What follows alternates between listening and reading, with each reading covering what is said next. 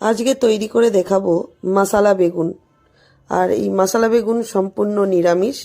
আর এটা নিরামিষ দিনে অপূর্ব স্বাদের লাগে গরম গরম ভাত রুটির সাথে। আর এটাতে পেঁয়াজ রসুন কিছুই লাগবে না। আর এটা বানানোর জন্য লাগবে ধনে গুঁড়ো, জিরে গুঁড়ো, লঙ্কা গুঁড়ো, হলুদ গুঁড়ো ও নুন। এই সমস্ত মশলাকে একসাথে ভালো করে মিশিয়ে নেব।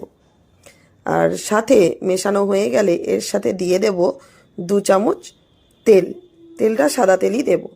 সাদা তেল দিয়ে একসাথে মশলাটাকে ভালো করে মেখে নেব।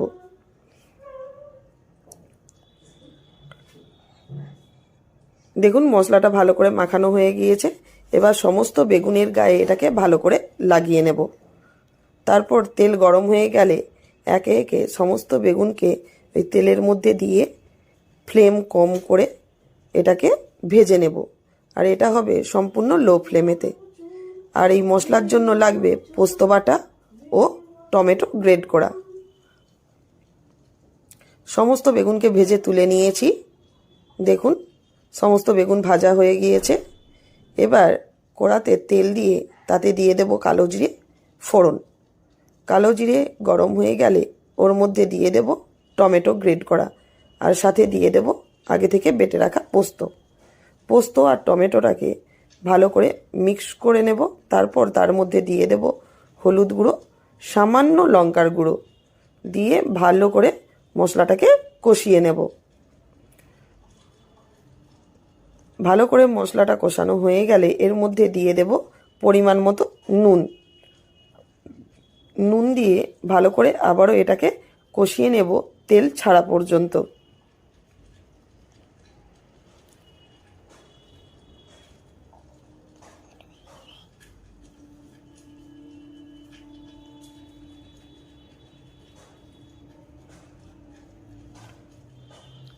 দেখুন মশলা কষানো হয়ে গিয়েছে। এবার এর মধ্যে দিয়ে দেব জল দিয়ে একটু এটাকে নেড়ে দেব মশলাটাকে। তারপর এর মধ্যে দিয়ে দেব 4টে কাঁচা লঙ্কা চেরা।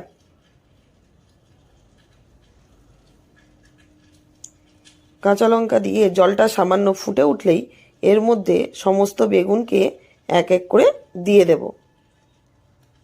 দিয়ে এটাকে খুন্তি দিয়ে একটু ওলট পালট করে নেব।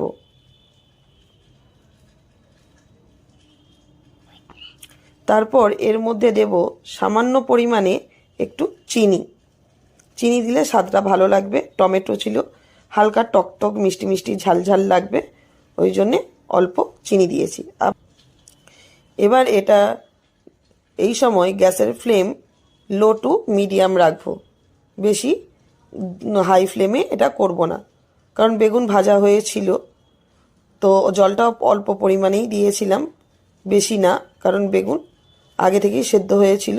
এবার এটা মাখা মাখা হওয়া পর্যন্ত একটু হতে দেব। দেখুন রস শুকিয়ে এসেছে আর হালকা রসালোও রয়েছে। এই অবস্থায় আমার তরকারি একদম রেডি হয়ে গিয়েছে।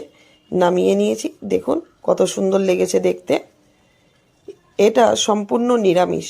এতে পেঁয়াজ রসুন কিছু না। চটজলদিভাবে যদি বাড়িতে কিছু না থাকে, বেগুন থাকে, এইভাবে আপনারা চটজলদি বানিয়ে পরিবেশন করতে পারেন। আর এটা খেতে অপূর্ব স্বাদের লাগে। একবার এইভাবে বানিয়ে দেখুন। অবশ্যই কমেন্টে জানাবেন কেমন লেগেছে। দেখুন কতটা সুন্দর লেগেছে দেখতে। আর এটা একবার বাড়িতে কেউ আসলে একবার এইভাবে আপনারা পরিবেশন করে দেখবেন। একবার খেলে বারবার খেতে চাইবে।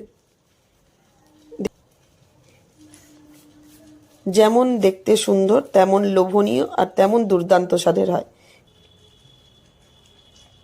আমার মশলা বেগুন রেডি। বাচ্চাদের প্লেট, এই জন্য একটু আলাদা করে ডেকোরেশন করে সাজিয়ে দিয়েছিলাম। বাচ্চারাও এটা খুব মজা সহকারে খাবে।